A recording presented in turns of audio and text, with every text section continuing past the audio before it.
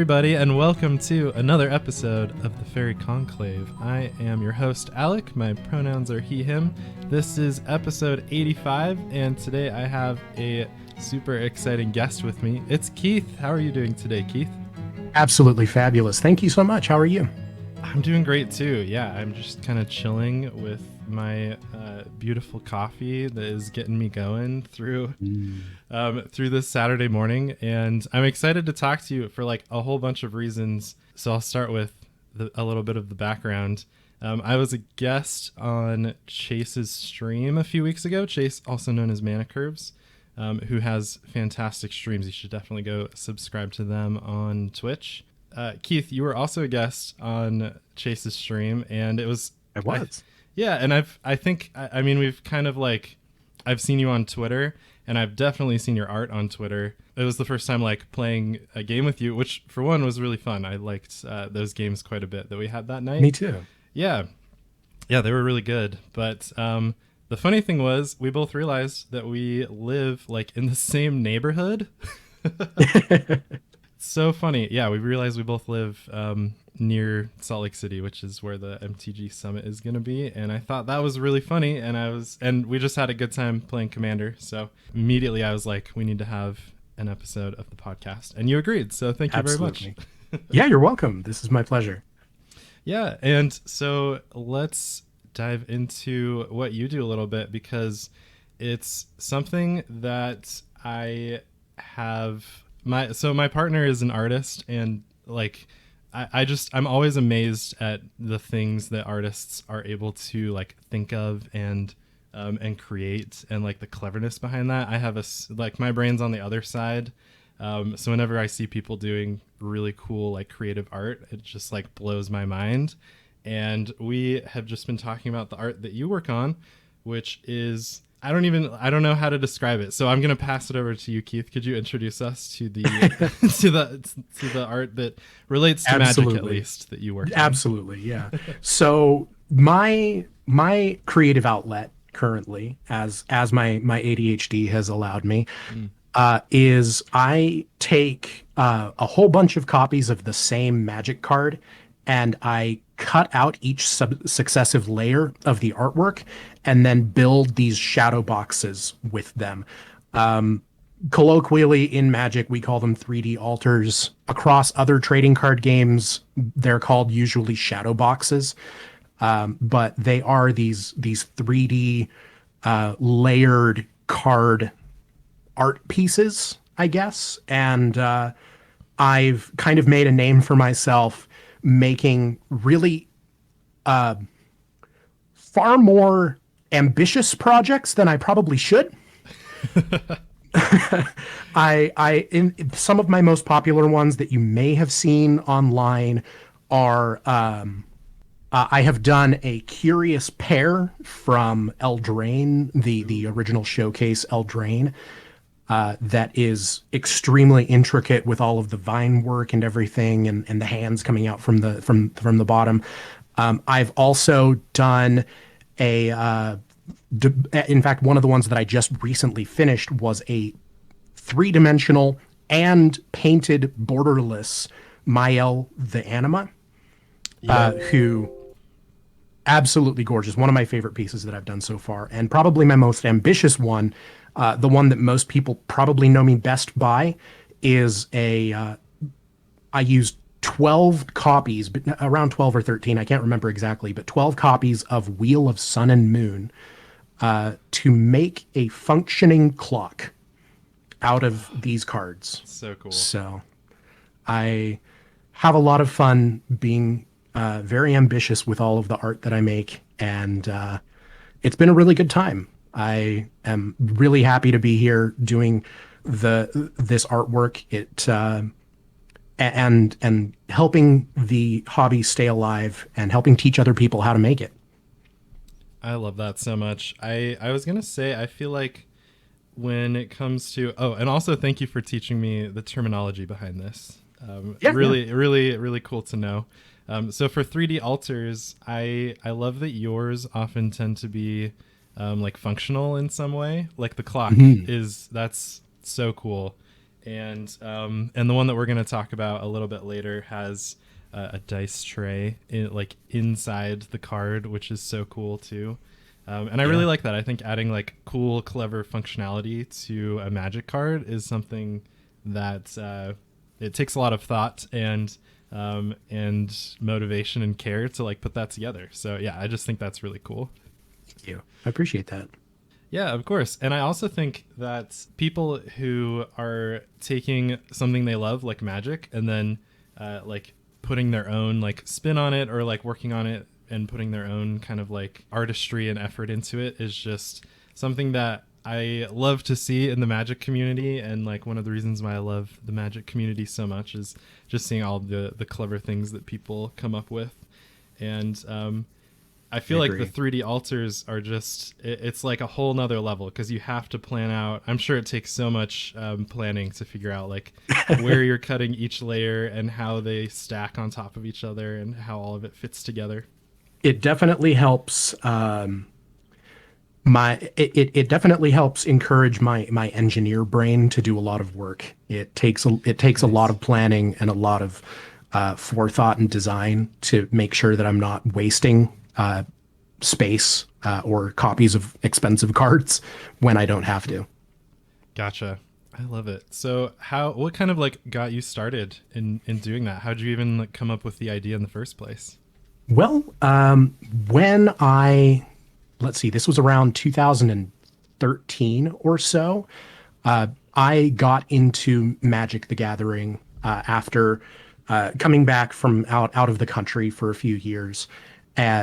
Magic was a game that I had been introduced to by my cousin years and years prior, back when I was in like junior high. And when I got back into the country, a lot of my friends had moved away or were just not really people that I wanted to interact with anymore. So I was trying to find a new hobby, something that I could get into. And I kind of reconnected with my cousin, met back up. We went to a local game store to play some games, and the cashier at the local game store said, "Hey, have you ever heard of Commander? You might be interested in this." And so I just kind of fell headfirst into Commander right from the start. And I absolutely love Commander and just multiplayer games in general. That's kind of where I live. Getting into art specifically, about a year or so after that point, I was making some pretty significant changes in my life. I was a professional musician at the time. Oh, wow. And due to getting married and starting a family, I lost the opportunity to really dedicate myself to professional music in the way that I would have needed to, with being a classically trained oboist. Wow. It doesn't leave much time for anything else, honestly, if I want to make a living off of that. So I decided to make a shift in the direction of my career, and I lost a pretty significant creative outlet in, musical classical performance. I very quickly realized that I needed some other kind of creative outlet that wouldn't interfere so heavily with my ability to be a parent. And I had been doing the occasional acrylic altar, the occasional acrylic painted altar of Magic cards here and there, just for some friends and for myself more than anything. So I decided that I would kind of go into that a lot more. And as I was working on these acrylic altars and kind of making them for friends and local people who would commission me, I went into a local game store one random Wednesday afternoon when there was nobody but the cashier at the store. And the cashier was sitting there at his desk with a cutting mat and a bunch of chopped up Magic cards all over the counter. And I started asking him what it was, what he was doing, and he started explaining these Shadowbox 3D altars to me. And I absolutely fascinated asked him how he got into it. He said, "Oh, there was a Reddit thread. I can't send you a link or anything, but just search 3D altar tutorial and it should come up. The Reddit thread should come up pretty quickly." And so I found that tutorial, made one card, posted it, and tagged a couple of people who boosted it a little bit, and put it in front of the eyes of the person who had made that Reddit tutorial originally, that 3D altar Reddit tutorial. And he reached out to me, he DM'd me and said, "Hey, how long have you been doing this? What this is really good. I've never heard of you before. Have you been doing this for a while?" And I said, "No, this is my very first one." I've had a lot of art training in the past, so I was able to kind of jump in headfirst into making these. And so he and I really hit it off. He started mentoring me directly in making 3D altars. Nice. And even after he retired from the hobby and doesn't make them anymore, he and I chat often and talk a lot about making them and just kind of what goes into it. And the rest is, as we say, history, I suppose. So that's kind of what got me into it. That's incredible. I love the stories of people who not only just find magic as a hobby or a creative outlet, but also find like an even more niche, like sub community within the magic community. And and yeah, I love that, just having the awareness that this type of altar style exists just kind of like launched you into it. And I'm pretty sure I mean I've seen your altars like on Twitter and maybe even on Reddit in the last few years, and like I had no idea that type of art would have existed if I hadn't seen somebody else do it. Like I never would have thought of such a thing. So yeah, it's really cool that you have like embraced it and are, thank you, and are still making it to this day. Yeah, it was really an interesting experience with that. Like, if you don't mind me kind of elaborating on kind of what happened with the hobby before I got into it. Yeah. The 3D altering hobby kind of really started at around 2010 or so, when Seishiro Okubo from Japan started making these shadow box cards and just making them for people at Grand Prix. He would just set up a table, start making a bunch of these cards, and he would make them for people as long as they provided the copies of the card that they wanted made. He made tons of them, and kind of the popularity of the hobby kind of started from that, and other people started working on that themselves. A few other big names kind of started working on it, and on let me make sure that I have this right. On Cool Stuff Inc. in around 2012, 2013, there was an article series that you can probably still find pretty often. It's called Altered Reality. The article series was made by one of the original, English-speaking people who kind of started popularizing 3D altars. And he just made a bunch of tutorial articles on Cool Stuff Inc. about how he was making all of these cards and what tools he would use, what techniques he would use, how he would approach the layering. The articles are fabulous. They're one of the best ways to really dive in deep into how to make these yourself. They were one of the first things that I found after that original Reddit thread that really dove me into the hobby a lot deeper. And then after around 2013 or 14, the hobby just kind of started dying off. The article series stopped. A bunch of the hobbyists who had originally started making these 3D altars kind of stopped making them. They just, their life didn't allow them to start making these 3D cards anymore. And so they just stopped making them. And the hobby died down. It really, nobody ever made them anymore, except for this one guy, this Dr. 8 Altars guy, who made that Reddit tutorial and reached out to me. And he and I started talking a lot. He eventually stopped making them as well. And I was pretty much the only person making these for a good while, for a couple of years there, until I started making a Discord. I made a Discord server to teach other people how to make them. Found a few other people who had also kind of gotten into the game from other card games like Yu-Gi-Oh and Pokemon, where these 3D shadow box cards were still being made pretty commonly, and it's had an interesting roller coaster of history for sure. Yeah, that's really cool. And I love that you've kind of been paying attention to it the whole time so that you have like all of the history in the background. And yeah, that's super interesting. Thank you for sharing all of that. Yeah, you're welcome. And so you're still actively working on these and making them. Yep. Do you do commissions? Can people purchase these from you? Yes, they absolutely can. My commissions are often closed. I work very slowly on them because quality is my absolute number one priority. Quality and durability, and both of those things take a lot of time. So my commissions are, they open 4 or 5 times a year, and they close within days of opening. But they're definitely available, and I do have a Discord server where I post all of my announcements and things.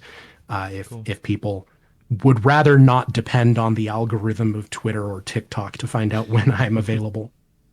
Makes sense. Okay. Yeah, and I will definitely have links to to your socials and stuff, but also your Discord, because I think that's really cool. Awesome. And it's it's great that you've built this community to have a space for people to talk about this incredibly unique side of Magic that I'm just like awestruck by every time I see one. Thank you. Yeah, that's cool. Thank you for all of that. I'm excited to. I just learned so much about a side of Magic that I had never had much history on. And Thanks. But I'm also excited to have you on to talk about a deck. I'm excited to talk about this one because it is an Uncommander, which is perfect timing because Unfinity just came out this last weekend, and so I've had Uncards on my mind. And me too.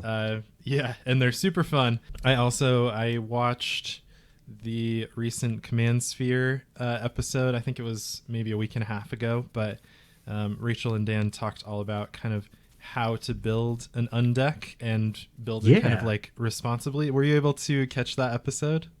Not yet. It's literally next on my my podcast queue. Yeah, it was very like well thought out, and there's a lot of stuff I hadn't thought of. They kind of talked about how to build an undeck that you can kind of propose to people that you haven't played with before. So if you took it to like a local game store or to an event, you're like, here's my undeck, and they gave kind of like ways to talk about it so that you could make sure people have a good time playing against it. Which I think is really important when you kind of have such silly like out of usual Magic things going on. It's important to be able to like communicate that well when you're with people you haven't played with before. So they talked a lot about that, and I would super recommend watching that video if you are thinking about building an undeck like me. But so I'm excited. You already have this deck. You've had it for a long time, and I'm excited to get into it. But really quick, before we do, let's do our community spotlight for the episode. So today's community spotlight is going to be Magic the Flavouring, which is a podcast / YouTube channel that you just introduced me to, Keith, before we started recording. So would you like to talk about them a little bit? Absolutely, yeah. Magic the Flavouring is a super cool Vorthos-focused, flavor-focused podcast. Every new set release, they do a bunch of different episodes talking about what their favorite flavor text from the new set is, what their favorite like flavor cards are, just overall. They go through discussing all of the different vibes and settings of the set, kind of talking about the story as well. If there is a story, if there are story articles that are released, they go through all of that and kind of talk about the different story beats of that. And they interview and talk with a lot of artists and creators, on the more creative end of Magic. They have interviewed me, shameless plug. It was about a year or so ago, so it's been a while, but it is out there if you want to hear me talk more about 3D cards and also about Cube, because I'm a bit of a Cube nerd. I love Love me a good Nice. cube draft. But they are absolutely amazing, super high quality, and definitely deserve more recognition. I love it. Yeah, and that's what our community spotlight is all about, is trying to find other content creators in Magic that we think all of you should go take a listen to and check out. So yeah, that's Magic the Flavouring, which is spelled with a U because they're based out of the UK, I think. Is that right? Incredibly soothing, sexy UK voices, if I say so myself. I love it. Yeah, so I'll have links to that in the episode description too if your spell check autocorrects that to without the U like mine does. But yeah, let's get into it. So we are here for me to interview you about one of your commander decks. So will you please tell us who your commander is and what inspired you to build this deck in the first place? Absolutely. Yeah, my commander, this is one of my favorite commander decks I have ever made. It will never be taken apart. I will always hold on to it and cherish it and play it every opportunity I get. It is Baron von Count.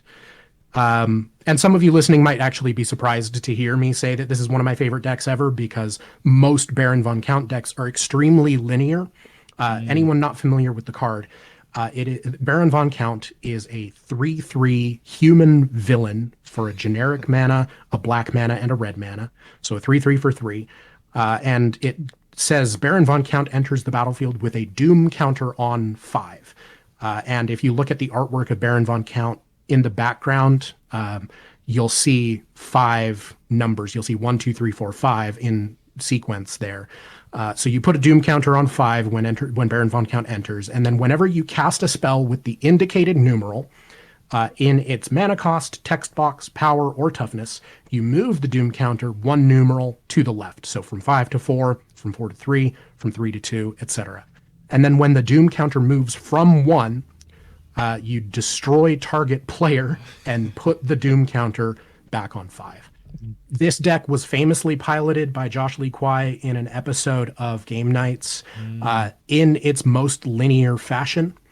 It's extremely aggressive. It tries to play as many of those spells with as many of those numerals, 5, 4, 3, 2, 1, as possible, for as cheap as possible, in order to just obliterate opponents as quickly as it possibly can.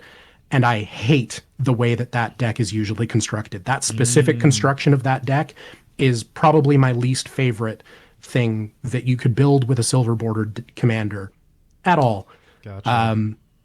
And absolutely no shame to anybody who plays that deck that way. It's just, I couldn't possibly do it. And when I saw that Game Nights episode and when I saw Baron von Count, it just sat with me weird. And it took me a little while, but I realized that what was strange about it is that Baron von Count himself would absolutely never build a deck like that. If Baron von Count was building the deck himself, he wouldn't give the slightest amount of care in the world about how quickly he could count down from 5 to 1.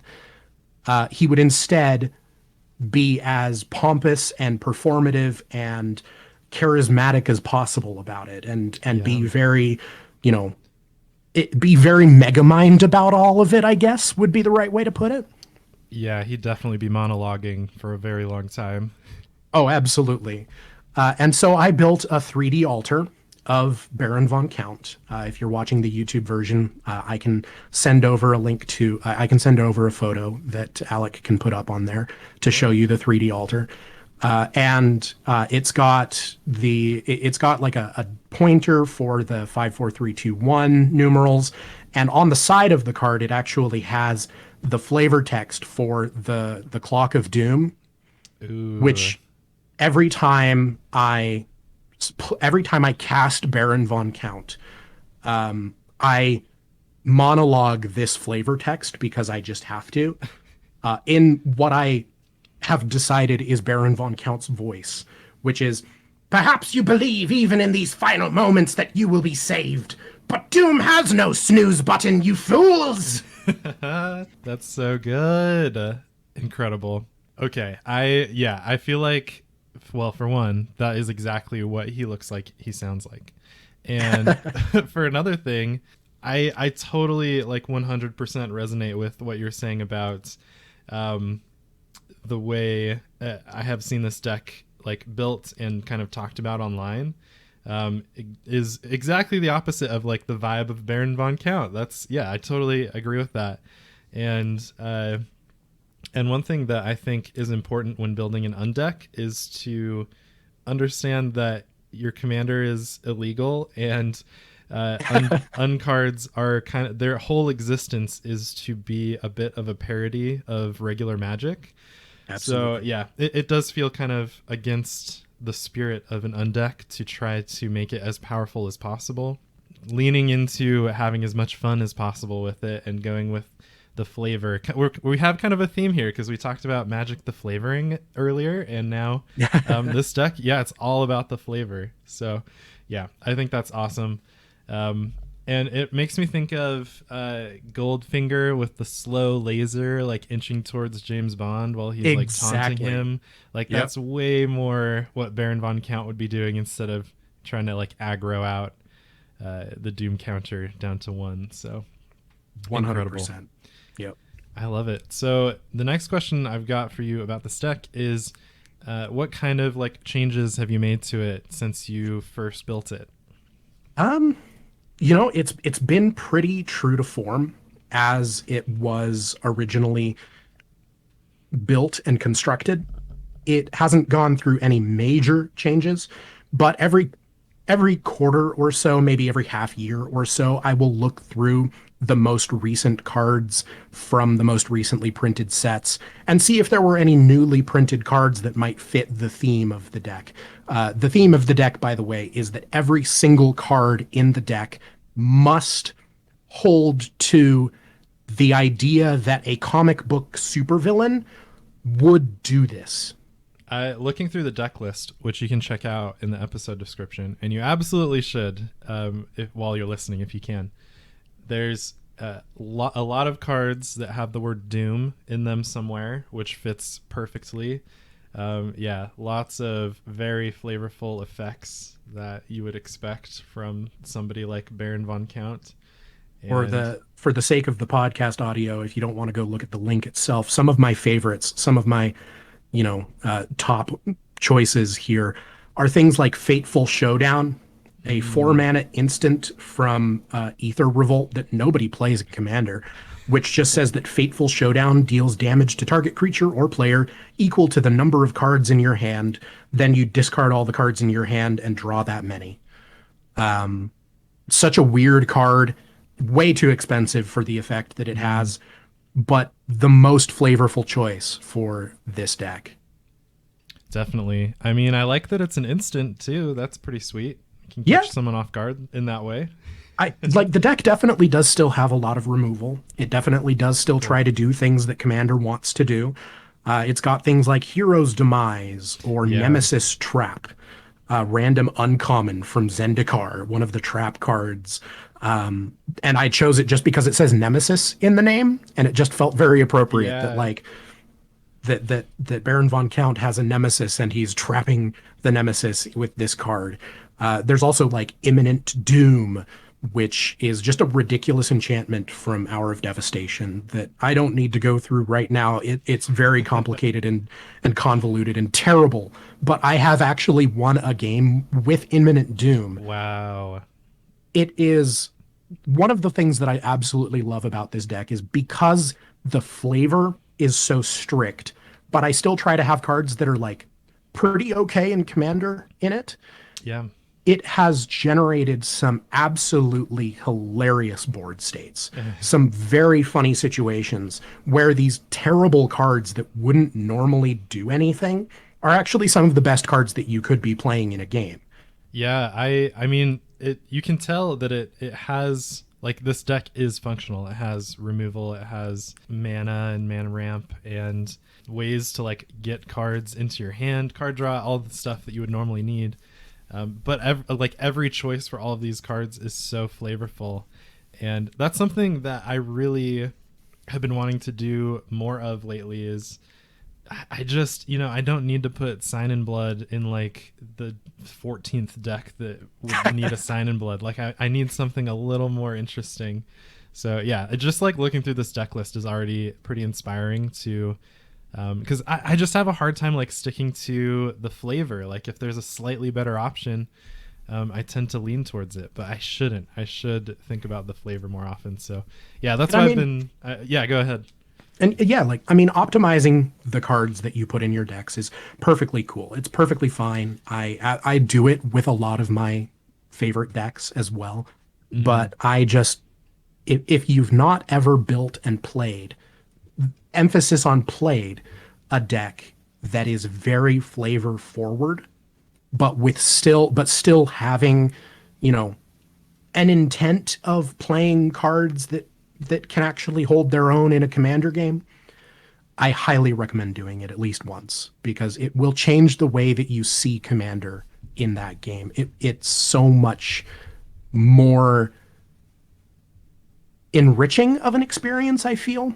It just feels like changing up your workout routine all of a sudden. If you do the same thing while you're exercising all the time and then suddenly shift things up and do something different, you're going to feel refreshed, and you're going to feel like you want to do even your regular workout routine more enthusiastically and better. So I just really recommend it.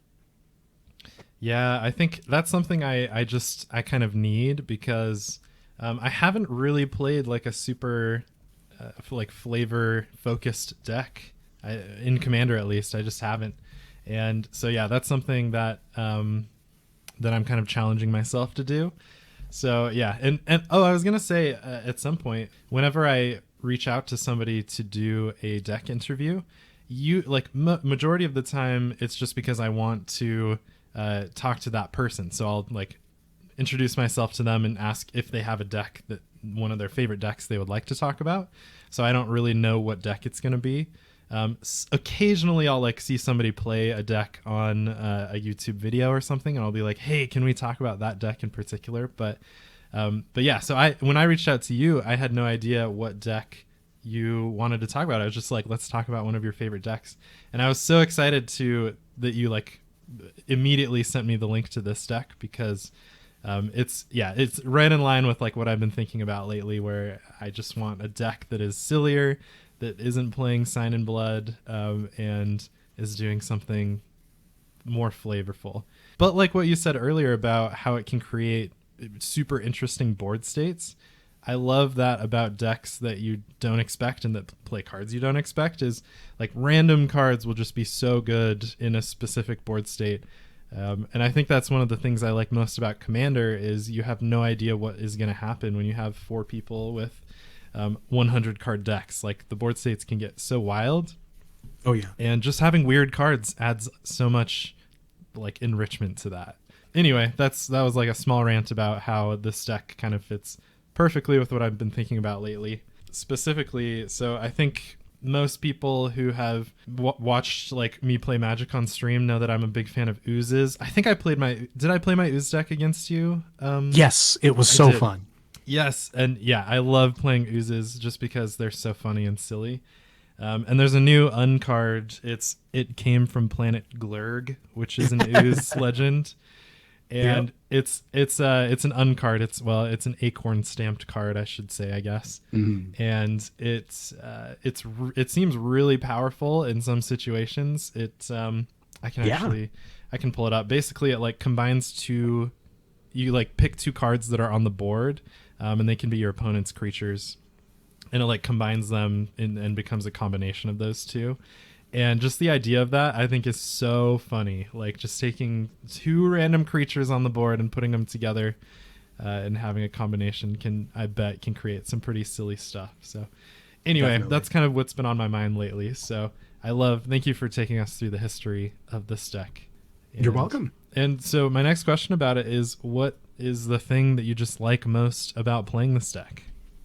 I think we kind of talked about that one a little bit. I think I jumped ahead a smidge, but just sounds good. The creation of such bizarre board states. Like there's a card in here that I have played in this deck for a long time. I have a soft spot for Champions of Kamigawa, And I have a card in here called Kiku Knight's Flower, Kiku Knight's Flower. And she is a human assassin for 2 black mana. She's a 1/1 legendary human assassin from Champions of Kamigawa. And she just has 1 line of text for 2 generic and 2 black mana. So 4 mana total. You can tap her and have target creature deal damage to itself equal to its power. When I was putting together this deck, this requires a little bit of explanation why I decided to put it in the deck. I put together this deck and wanted Baron von Count to have some minions. And I put in a bunch of cards that actually had the minion creature type, like Carrick, Son of Yawgmoth, or Xantia, Sleeper Agent. But then I looked at a few others and I just decided that flavorfully, these definitely does belong in here. Like a comic book supervillain is absolutely going to have, especially like some goofy comic book supervillain like Baron von Count is definitely going to have a subordinate, a minion like Kiku Knight's Flower, who is just utterly terrifying. Like there's nothing goofy or silly about them. This person is just a cold-hearted killer, and you don't know why she's in here. You don't understand exactly like why she's working under Baron von Count, or maybe she's just working under Baron von Count to take over one day when Baron von Count is on the back foot for one reason or another. And in fact, one of my favorite things to do during a game is that if I have the mana and I don't plan on using it with anything else, and Baron von Count is going to die one way or another, I just tap Kiku to destroy Baron von Count with Kiku's ability, just because it feels like it would be right to do that. Yes. Yeah, and because Baron von Count is a 3/3, yeah, it's an immediate assassination. Okay. Exactly. That is so cool. The reason I brought up Kiku in the first place is just because one time when I played Kiku, and in fact most times when I do play Kiku, she ends up being a kill on sight target for one reason or another to at least one of the players on the board. She has repeatable removal just baked into the card, which honestly you don't get super often. You get stuff like Royal Assassin every once in a while, but that kind of doesn't get played very much anymore. People focus so much these days on commander staples like Path to Exile or Swords to Plowshares or Deadly Rollick. These super cheap instant speed one-time removal spells that are just gonna pinpoint hit something that's a problem. That this kind of rattlesnake removal, where it's a creature that you can activate over and over again that's going to get rid of something over and over again. It's surprising and it's very effective. People just don't plan for it. Totally. Yeah, and it adds a lot just having that like threat of activation. Like you might use the mana for that, but you might actually just be planning on something else. But your opponents have no idea what you're planning. So yeah, that's why I love things like this. This is a card that I don't think I've ever seen before. And so if you played it, I'd be like, what does that do? And then I'd be like, oh no, this is really bad for me. And yeah, that's just a ton of fun. I love when decks are able to play cards like that and have it just feel right and make sense. We talked about a little background, I guess. My next question normally is, what are the goals of this deck? And so we talked about Baron von Count's Doom counter goal, but I feel like the overall goal of this deck is more about the flavor. Is there anything else you want to talk about when it comes to just like the goals of what you're doing when you're playing this deck? The flavor is definitely important in the deck for sure. But there are things that I like to consider bucket list items, like goals, overarching goals that I want to be able to check off at some point while I play this deck. Things that may or may not have anything to do with winning the game. For example, one of my bucket list items that I have never completed yet is that I want to kill somebody with commander damage from Baron von Count. Ooh, I like that. Something I haven't mentioned yet is that this deck uses a contraption deck as well. To avoid a massive tangent, I'm not going to describe what a contraption deck does specifically, But I will explain that there are a lot of cards just innately in a contraption deck that give like boosts to power or toughness, or give trample or give double strike or double the damage of a thing. And so one of the things that I want to do is like pretend that Baron von Count is like jumping into a power suit with this contraption deck and just like going in and smashing somebody in the face with this power suit. That was like assembled out of just random bits and pieces of stuff that he found all over. That just feels very fun to me. Another bucket list item is that I want to stop myself from dying to an infinite combo by casting Glorious End. Ooh, yes. Which is an instant, or I just want to stop myself from dying by casting Glorious End in general. It's a 3 mana instant, 2 generic and a red mana that just says end the turn. And then at the beginning of your next end step, you lose the game. So it just feels very comic book supervillainy to have this card in the deck. To have like in Star Wars, like the Emperor gets thrown down gets thrown down the shaft and is like exploding in lightning, and like to fall into like if you look at the artwork for Glorious End, it's a character falling into a spike pit to their death, and it just feels like the perfect card to lose a game of Commander casting. It's like going out on your own terms and also messing up somebody else's plan on the way out. Absolutely. That I like that. Yeah, I think it's really, really fun to have these like sub goals when you're playing a game, because whenever you draw Glorious End, you'll just be thinking about all the situations that might come up in the next few turns of the game that will be impacted by Glorious End, and like when are you going to use it? How is this going to play out? I think thinking about those sub goals it adds a lot to the game besides just how do I get my opponent's life to 0. And I think that just adds a whole. I talk a lot about like mini game cards that kind of add this little mini game feel to the like broader game of Commander, and just like having goals like that in the deck just like inherently do that, and I think that's really fun and adds a lot. So that's awesome. I love that you have these like sub goals along with your overarching goal of getting the Doom counter to 0. Okay, so my next question for you about this deck is, what are some of this deck's weaknesses that you've come across when playing it? Can I say everything? This deck does very frequently just get obliterated in a stronger meta. I prefer playing it against decks that are a bit stronger, just because I would much rather not have a 3 or 4 hour long game. And if I play this deck against weaker decks that are on its power level, games tend to be drawn out pretty significantly. So I play this deck explaining to my opponents, my fellow players in the Rule 0 match, that I fully expect to be outclassed in this game. I fully expect to be on the back foot losing most of the time. I just want to see how well I might be able to hold up against this during the match. So I'm not talking like we're talking high power Magic or anything like that. This deck would just be useless in that situation. But I'm talking like this deck is like, if we're talking about a scale of 1 to 10, which I know it has its weaknesses, this deck would sit at like a 3 or a 4. And I'm perfectly fine playing this against 7s. Gotcha. Okay.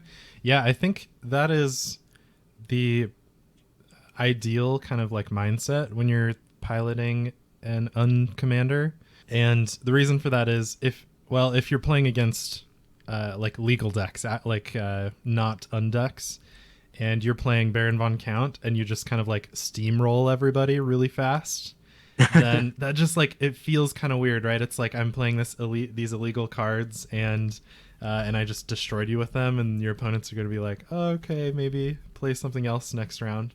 Yeah. But on the other side, if you are playing decks that are more powerful, than yours, and it's kind of an uphill battle. And then after lots of like cool interactions, you're able to come out on top and win. Then it has a much different feel than if you like accidentally steamroll people with this deck. So Absolutely. yeah. And I have won several times with this deck against significantly stronger decks.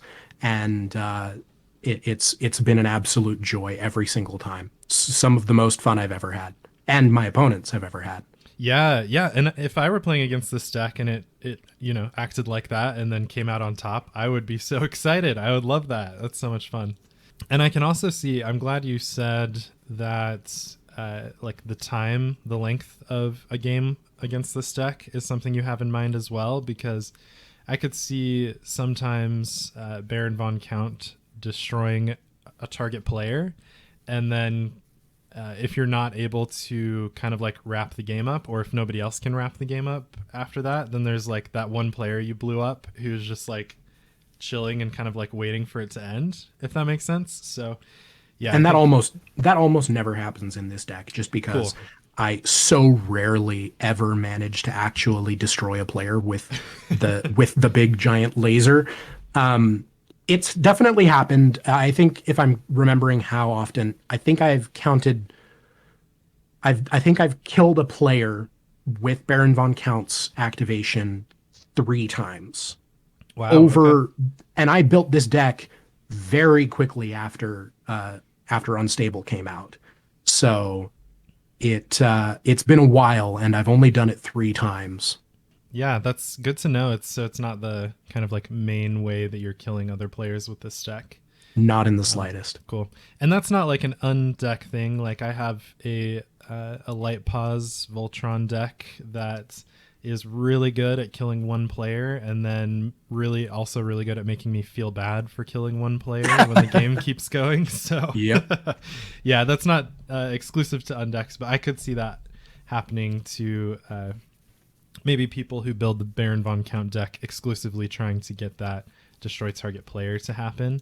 So yeah, something to keep in mind for this deck, and I'm glad that you mentioned that that's not how the games typically go when you're playing this deck. Yeah. Cool. Okay, so the next question I've got, I'm very excited for. Do you have any notable cards you'd like to shout out that fill the generic roles of a deck, like card draw, mana ramp, interaction, things like that, but are more spicy and fit this deck? So many. Literally the entire deck. But I will try to restrain myself and just name a couple of them. There are a handful of like card draw and ramp spells that I have really enjoyed in this deck, just for their flavor choice. Give me just a second. I'm pulling them up right now. I'm just digging through here. There we go. Okay. So probably one of my favorite ones is Super Duper Death Ray. I literally had my mouse like hovered over that one to make sure we talked about. Super Duper Death Ray is a 3-mana instant for 2 generic and a red mana that has trample. This spell can deal excess damage to its target's controller, and Super Duper Death Ray deals 4 damage to target creature. It's goofy, It's silly, it's fun, it's expensive removal, but it is always fun whenever I play it. The goal of this deck is, whenever I disappoint an opponent by killing one of their things, I make them giggle because of how silly it was when I killed them. Yeah, I feel like most of my commanders would get killed by the Super Duper Death Ray, and so if you did that to one of my commanders, I would love that. It's so funny.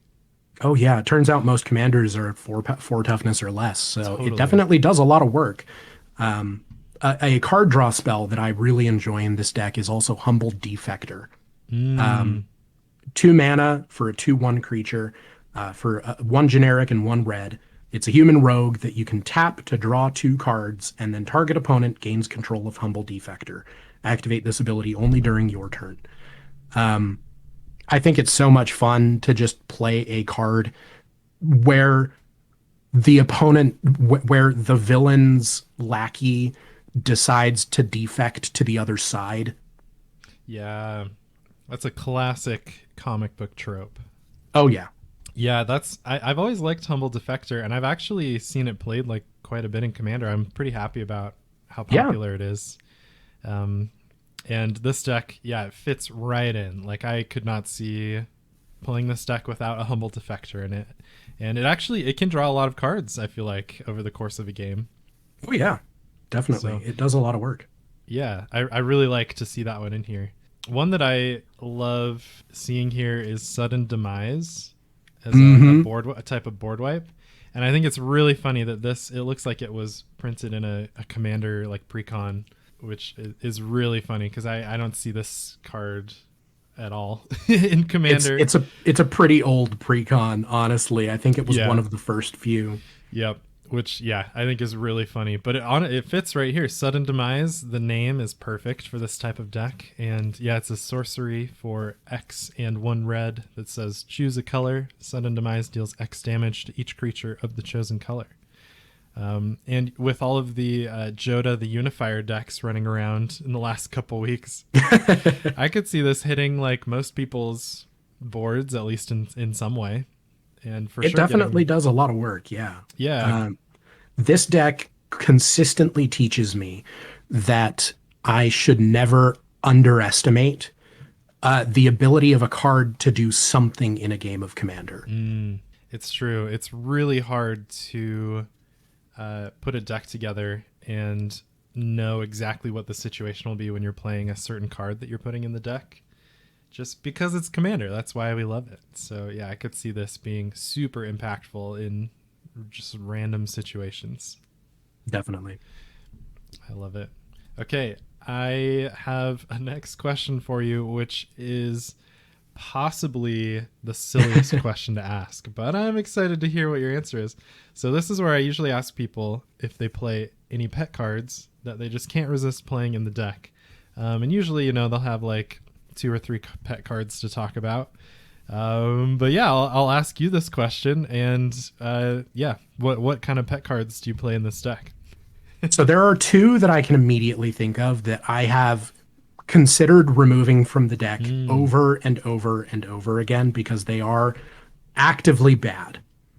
But I have to play them in this deck because either I love them personally or they're just too flavorful and fun not to play. The first is Malfegor. Malfegor is a legendary demon dragon for 2 generic, 2 black, and 2 red. He is a 6/6 with flying, and when Malfegor enters the battlefield, discard your hand. Each opponent sacrifices a creature for each card discarded this way. Yeah, it's kind of a classic in a lot of ways. This is a pretty it's absolutely a classic. It's also a pretty objectively terrible card in this deck. There is very little card draw in this deck, honestly, and I am frequently in top deck mode. If I don't draw one of the few pieces of card draw that I have here, there just aren't very many flavorful card draw pieces for this deck that I've been able to find so far. I haven't looked through the most recent sets, so it's possible that like Commander Legends Baldur's Gate has something that I just haven't noticed. But as the deck currently stands, it's pretty weak on card draw, and so Malfegor frequently ends up being like discard 3 cards, each opponent sacrifices 3 creatures, which isn't enough to actually affect the board in a meaningful way for most opponents. And now I am hellbent and am in top deck mode for 5 turns. It's actively bad, but I have to have it in the deck because this was one of the first cards that I altered. Oh, nice. Back when I was doing painted acrylic altars, I altered a Malfegor for one of my friends, and I had my own copy of Malfegor as well. So I decided to alter both of them at the same time, and so I made 2 copies of Malfegor, one for my friend and one for myself. And Malfagor, this card sat in my binder just doing nothing for years until I built this deck. And I put it in here because it feels flavorfully appropriate. It feels appropriate for Baron von Count to sell his soul to a demon dragon and then be on the back foot for the rest of the game while this demon laughs at him for being such a fool. So I'm perfectly happy with it, and I love it because of just the effort and the work that I put into this specific copy of the card. I'll send you a picture of it as well so that you can see what I've done with it. Please do. Yeah, this is absolutely an incredible reason to play a card in a deck like this. Yeah, because flavorfully it makes sense, but that's what pet cards are all about. Like it has very strong like meaning to you for one reason or another, and and it should absolutely be played because of that. I will for sure put cards in decks that even if they're actively bad in a lot of situations, you just when you play it, it gives you a little smile, and that's all that really matters. So yeah, definitely, that's great. Another pretty objectively terrible card, and the last one I'll talk about here is Evil Presence. It's one of the first cards that I ran into when I was considering building this deck. I just went to Scryfall and typed in the word evil into the search bar and looked at all of the cards in red and black that said evil in their name. And this was one of the first ones that came up. It is a single black mana for an aura that enchants a land, and it just makes the land a swamp. That's it. Love it. My favorite thing that I've done with this deck is that I was playing a game against one of the members of the rules committee, and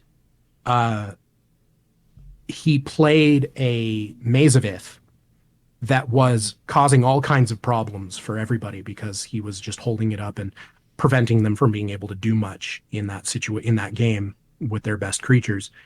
And I cast Evil Presence on Mazavith. Ooh. This is a land removal spell, yeah, it is. Functionally, because it removes all other card types and just makes it a swamp. It works just like Blood Moon would. So any utility land becomes useless with this Evil Presence out. But that just happens so rarely that most games, Evil Presence is just a very bad, useless card. So when it is useful, it's one of the highlights of the game, just in general.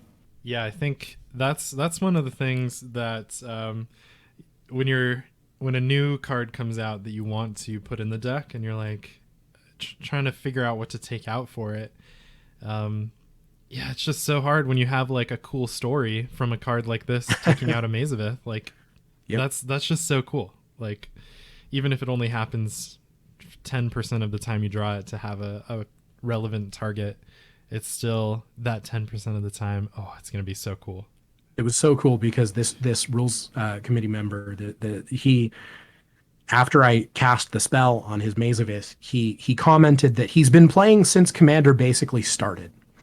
And he has never seen Evil Presence cast in a game of Commander ever before.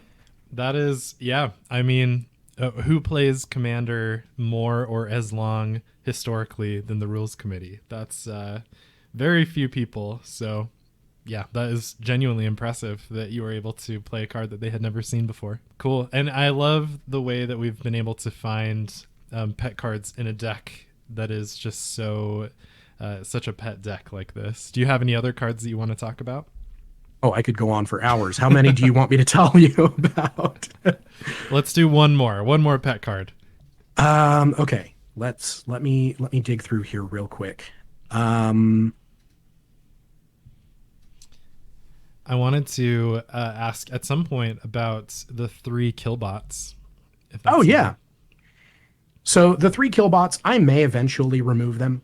But the whole reason that I have the 3 killbots in there is because one of the villains, I have decided to put all 3 of the unstable villains in this deck. That is Grusilda, Monster Masher, the Big Idea, and Mary O'Kill, in addition to Baron von Count, who is the leader of the Dastardly League of Villains. I probably butchered that name, but they're the League of Villains in the Unstable set. Yeah. And Mary O'Kill requires that killbots exist in order to be anything more than just a 6-mana 5/5 vanilla creature. Gotcha. Mary O'Kill is a human villain for 6 mana, 5 generic, and a black or red hybrid mana.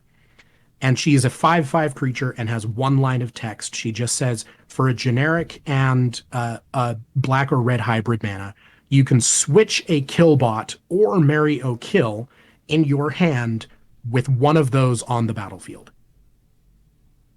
So you can just swap out and make it as though Mary O'Kill or the killbot that is being replaced is targeted by or being blocked by or blocking or whatever the other thing. Once I get enough cards that are good in this deck to be able to replace Mary O'Kill and the killbots, I probably will. Honestly, it always feels bad to draw one of the killbots and not have Mary O'Kill out or available. But it's still there for flavor purposes. Probably one of my I did find a pet card, by the way, that I wanted to talk about. Scuttling Doom Engine. Ooh. Yep. Okay. I have a really soft spot for this card because when I played around Core Set 2015 times, that's right when I was kind of like getting into Commander for the first time. And amazing. I opened, I can't remember what the product was, but it was like targeted at new players, and it just was like a box with a bunch of basic lands and a bunch of booster packs. Deck Builder's Toolkit. That's the one. Deck Builder's Toolkit. Yep. And I got one of those from Core Set 2015, and about half of my rares were Scuttling Doom Engine. So I had like three copies of this card. And back then I was kind of mainly playing like kitchen table randomness decks. And this card actually, it kind of slaps in that environment. 6 mana, Absolutely. 6/6, artifact creature construct. It can't be blocked by creatures with power 2 or less.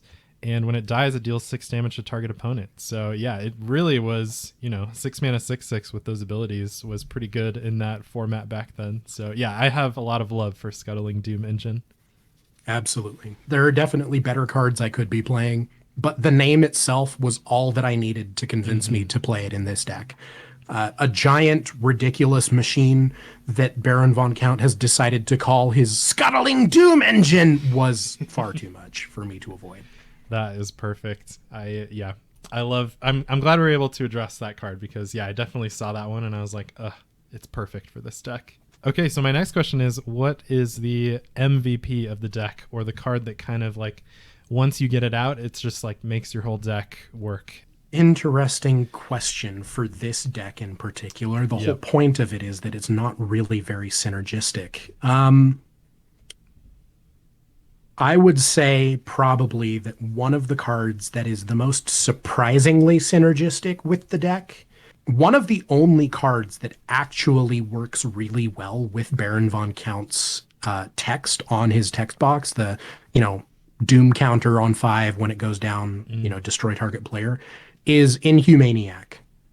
It is just a 2-mana 1/1 that says, it's a Brainiac that says at the beginning of your upkeep, roll a 6-sided die. On a 3 or 4, put a 1/1 counter on Inhumaniac. On a 5 or higher, put 2 1/1 counters on it. And on a 1, remove all 1/1 counters from Inhumaniac. Inhumaniac has every single number in its text box. So it is exactly what this deck wants when it gets drawn. It ends up often being a good way for me to actually pull off a big giant laser destroy target player kill. Usually when that happens, it's because Inhumaniac is being played. Yeah, that's perfect. Literally, and I'm looking at a lot of the other cards and their numbers. And, there are a lot of cards that have 2 of the numbers between 1 and 5. But, for the most part, it's like 2 or 3 at most. So, having Inhumaniac as one creature that can fill in any part of that curve Makes a lot of sense. That's really cool. There's far too many cards in this deck that just do absolutely nothing with Baron von Count. Like Evil Presence, for example, that enchantment I talked about earlier. It's a single black mana, so it has absolutely no numerals in its mana cost, and it has no numerals in its text box either. So it's literally useless if I'm trying to win with Baron von Count. And a lot of cards are similar to that, where they might have a 1 or a 2 in their text box or their cost, but they cost 6 mana, so I can't exactly cast a bunch of them all in a row. And so this giant laser that Baron von Count is trying to get up to, when it does happen, it counts down very slowly.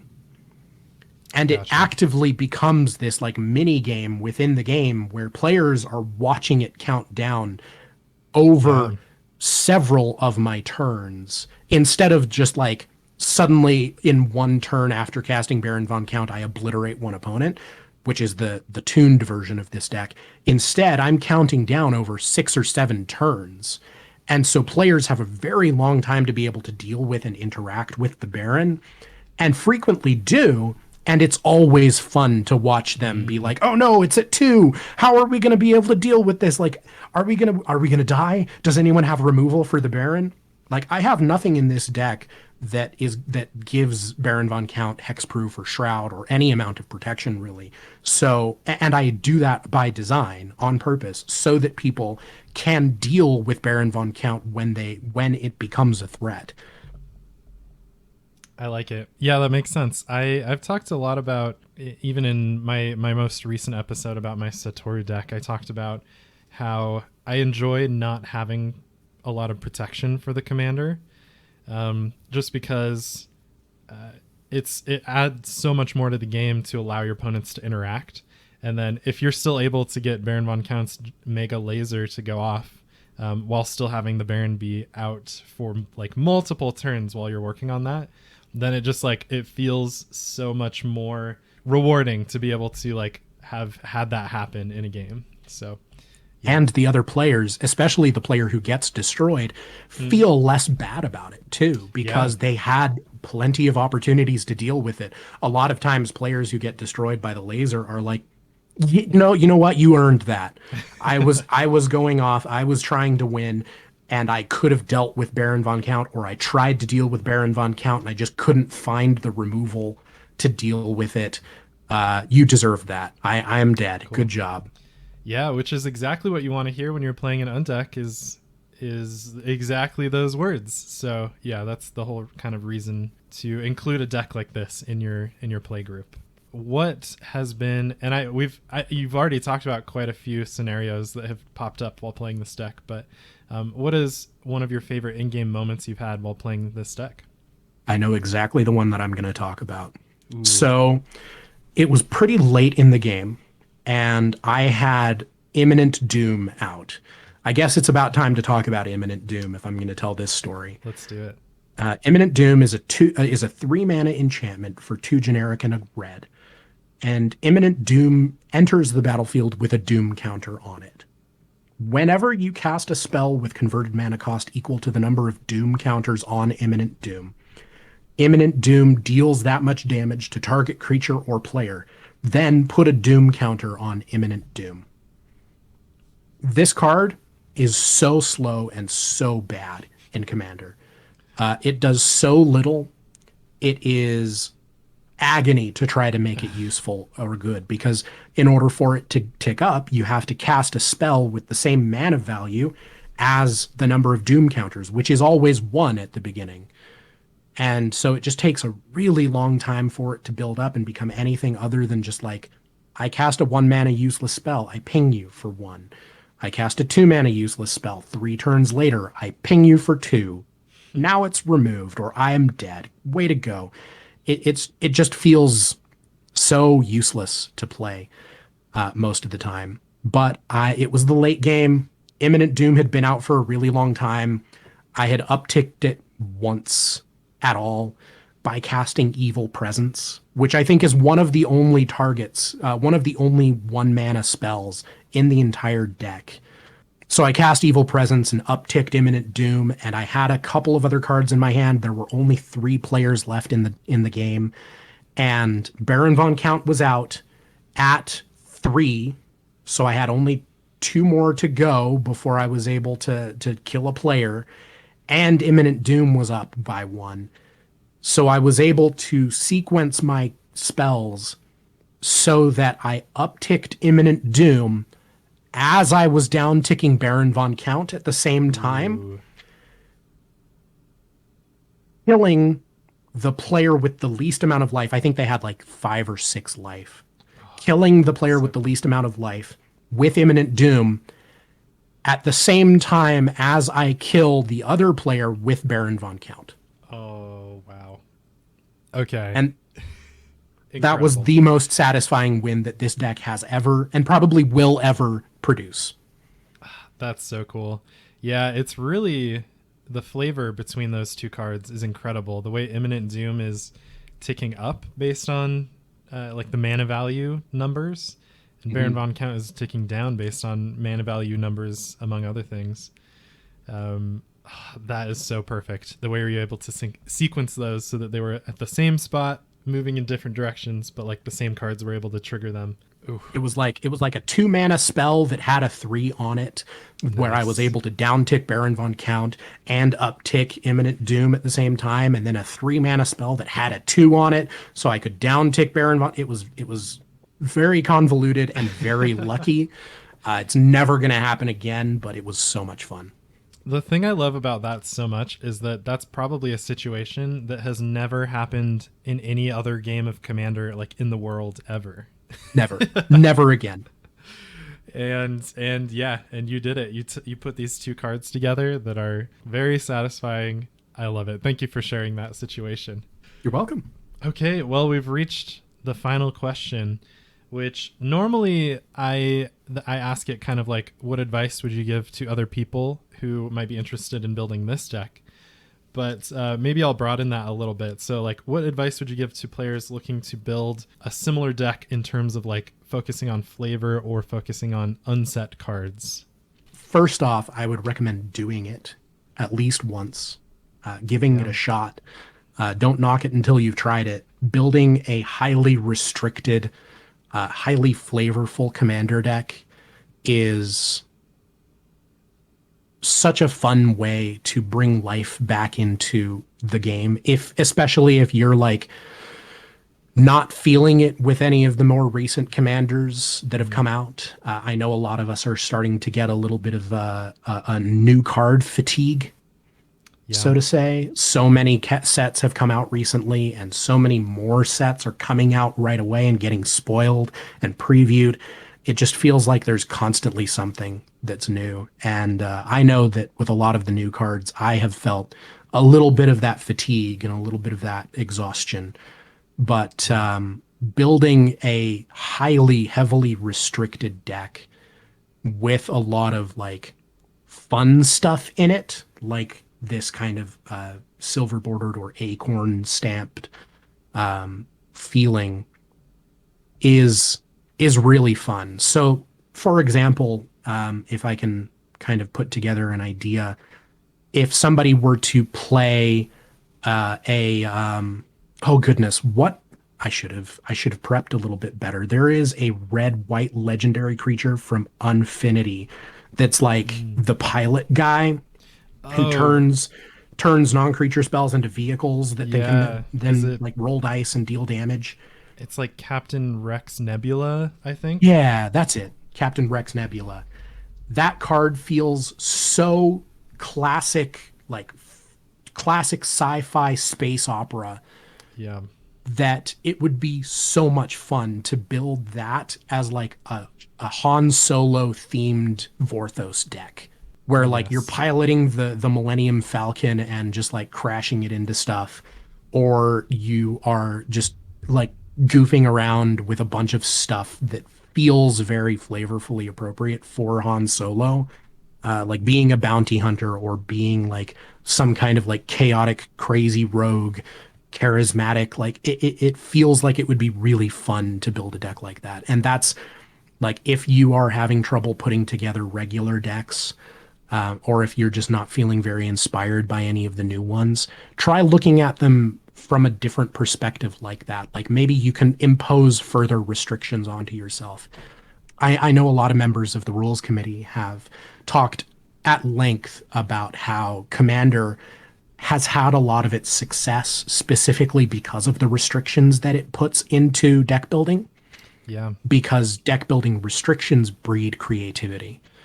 And in a lot of ways, the more restrictions that you can put on yourself, the more fun you can often end up having once you've really gotten into the game itself. It often feels like you might not be doing a whole lot when you're doing the deck building. It might be more difficult than you're used to in deck building because you're not pulling up staples, you're not putting together just random good stuff cards in there. But it is very rewarding once you've actually put together a game with it. Yeah, I think that is absolutely incredible advice for people out there. And like you said, I totally agree. I've definitely, like, there's so many cool commanders every single month that are that are so cool, and I would love to build a deck around, but I'm definitely a bit burned out. It's cool to see, and I love it. And I just haven't been building any of them. The last commander deck I built, which I just put together last week, was a commander from New Capenna. So if that tells you kind of where I'm at on the timeline, Oh boy. I'm a few sets behind. But yeah, so anyway, I think I totally agree with everything you just said. And it has inspired me to start putting the cards together for my It Came from Planet Glurg deck, which I think would just be a ton of fun. Definitely. Yeah, and also Captain Rex Nebula is a legal commander. It's not an acorn card. So yeah, you can totally put together a really flavorfully hilarious deck around that and have it be like 100% legal cards. So yeah, I think there are a lot of really cool options for that. So yeah, thank you for that advice. I'm glad that I was able to talk to you, and I'd consider you an expert in undecks. Based on everything we just talked about. So yeah, thank you very much for coming on the podcast and chatting with me about this. You're so welcome. It's been an absolute blast. I want to make sure that I've got all of the links and everything that you have created, and so that people can find you easier down in the episode description. But would you like to do a sign off and maybe plug yourself a little bit before we wrap things up? Yeah, my name is Keith. I'm Keithulhu Cards, everywhere that fine social medias can be sold. I decided to make it difficult to find me by correctly spelling Cthulhu in my name. So there's there's like an H where you wouldn't expect it to be. I'll just check the description, the link in the description, and it'll be there. But I have gotten getting back into making TikToks recently. Nice. I've got a pretty heavy following there on TikTok, and almost 60,000 followers. And nice. I make a lot of fun videos.